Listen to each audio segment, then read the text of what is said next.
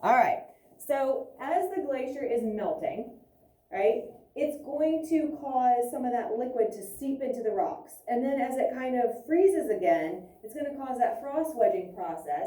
And so it's going to break some of these pieces into smaller pieces, right? And now they are going to get shoved in the bottom of the glacier. And so as the glacier is moving, now you have these big chunks of rock that are in the bottom of the glacier. So as the glacier is moving, in the bottom of it, you have these chunks of rock. So what do you think it's going to do to what's underneath the glacier? Exactly. It's going to scrape it, right? It's going to leave gouges. We actually call that like abrasion or striations, okay? So I said yesterday to think of plucking like plucking the feathers off of a chicken. That's what happens, right? It's plucking chunks of rock off of the bottom of the ground, or that bedrock in a way, and pulling those chunks of rock with it. So it's plucking them from the ground, and then they get stuck in the glacier. From there, we moved on and talked about till. This is the till. This is the material in front of the glacier that is being bulldozed or pushed. So all of the material out front is considered to be till. It's just a generic word. It could be rock, it could be sediment, it could be soil, it could be trees, it could be, it could be a house for that matter. If there was a house there and the glacier came and I just left it, it could just get bulldozed away, right? So anything basically that would be in front of that glacier could be considered till. And then what we call the moraine is, let's say the glacier gets here and then it starts to warm up and the glacier starts to melt. It's going to look like the glacier is backing up, right? Because as it melts, it's going to get smaller and smaller and shrink and shrink and shrink. So as it's shrinking, it looks like it's backing up, but it's not going to, it doesn't have arms. It's not pulling that till back with it. As it shrinks, it's going to leave the till. And that till at the end is now called moraine. All right, so moraine is just till that gets left at the edge of a glacier. So the glacier used to be here, and I know that because that's where this mound of dirt is, right? And so now the glacier's back here. Eventually it'll melt and be all the way back here and back here.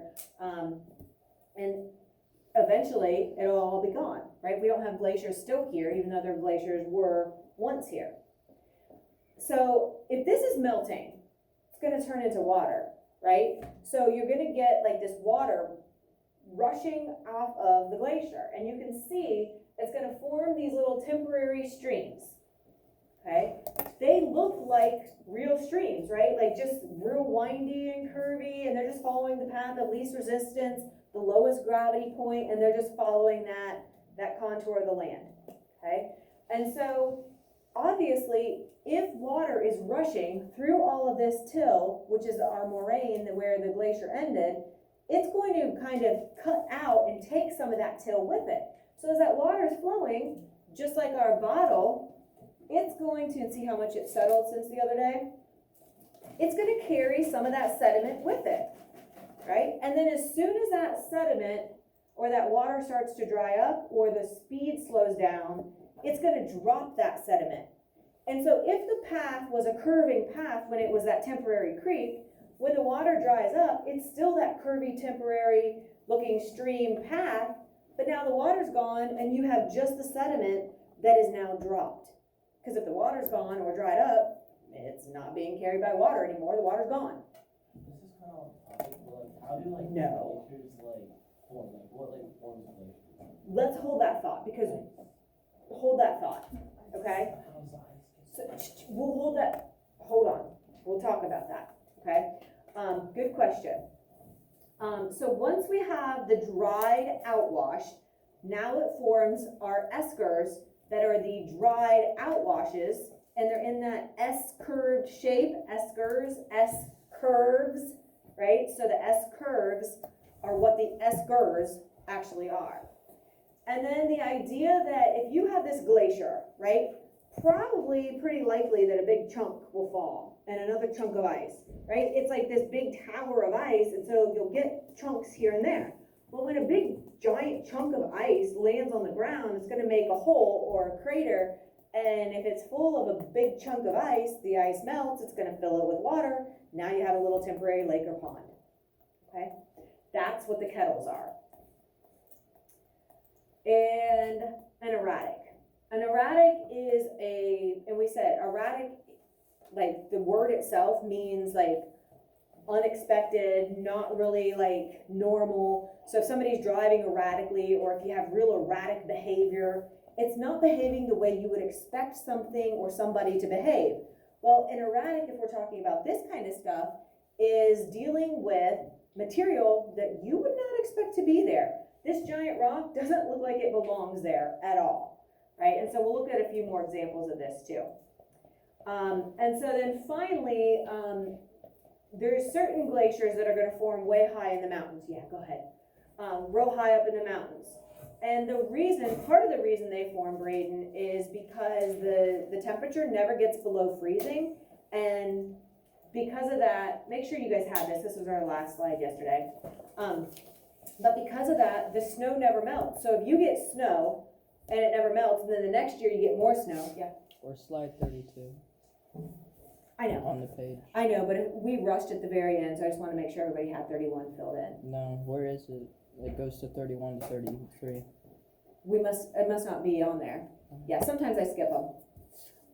So if the snow never melts, and the next year you get snow on top of the snow, and then the next year you get snow on top of that snow, and then the next year it just keeps building and building. So it's not a quick process that can form these mountain glaciers.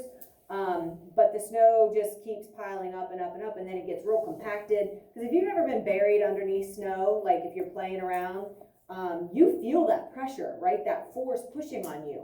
It's pretty heavy. And so if you have like 10, 20, 30, 40 feet of snow, be pretty intense. Is that what happened in Antarctica? Partially, yeah. Yep. Yes. What forms like this, the glaciers that went through here, like how did those form? Okay, hold that thought. Those are the ones we'll talk about. We're about out of time. All right, so I want to make sure that you guys have this. So it's just because it's a picture, Landon. That's why we don't have it in there, like as a separate slide. So again, here's our glacier. It says it's retreating. Here is the moraine. So the moraine is like the till that got left at the end. Now the glacier's melting. Here you can see the outwash really good, right? Looks like these little temporary streams. And then eventually they're going to be carrying the sediment as they cut through. See where you can see it went through the moraine? And so it's carrying that till, that sediment. And then eventually it's going to have to drop it when that water slows down or when it dries up. And then it's going to leave the eskers in that twisting kind of, stream-like shape, right, where it's just that soil. So if you put all of these things together, it makes a lot more sense than just trying to memorize what till is or what an esker is, right? So if you put it all together and kind of make that story, kind of helps a little, I think. That looks like a lot of snow. Yes, right? Looks like quite a bit, right? So we will pick up there tomorrow, look at some videos, and then move on to wind erosion to continue.